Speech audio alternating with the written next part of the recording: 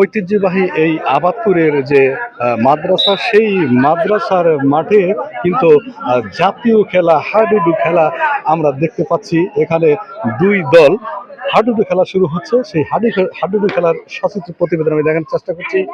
আবাদপুরের এই যে মাদ্রাসা মাঠ থেকে হাডুডু খেলা তীব্রভাবে কিন্তু এর প্রতিযোগিতা চলছে।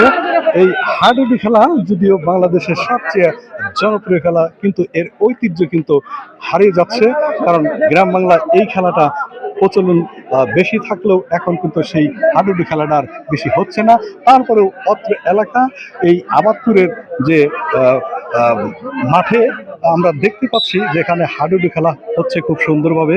তীব্র প্রতিযোগিতার মাধ্যমে দুই দল এখানে হাডুডু খেলা হচ্ছে, সেই সচিত্র প্রতিবেদন দেখাতে যাচ্ছি। দেখা যাক দেশ এবং দেশের বাহিরে যারা আছেন তাদেরকে অভিনন্দন এবং শুভেচ্ছা জানিয়ে আজকের এই আবাদপুর মাঠে থেকে আপনাদের এই হাডুডু খেলা আমি দেখানোর চেষ্টা করছি। যেখানে দুইটি দল এই হাডুডু খেলা যে খেলছেন সেই বিষয়টা আমি আপনাদের মাঝে দেখানোর চেষ্টা করছি।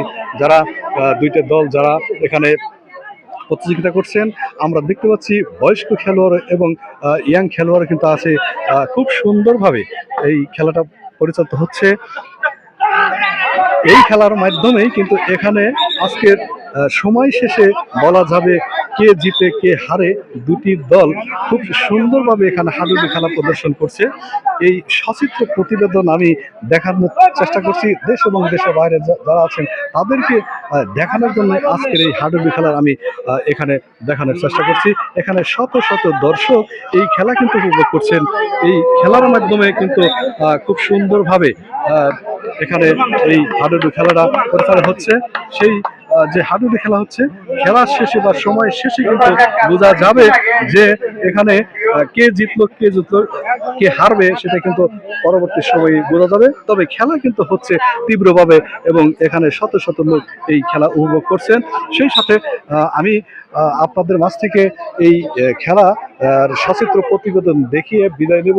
আপনারা ভালো থাকুন, সুস্থ থাকুন এই প্রত্যাশা রেখে ধন্যবাদ জানিয়ে আপনার মাঝ থেকে বিদায় নিচ্ছি।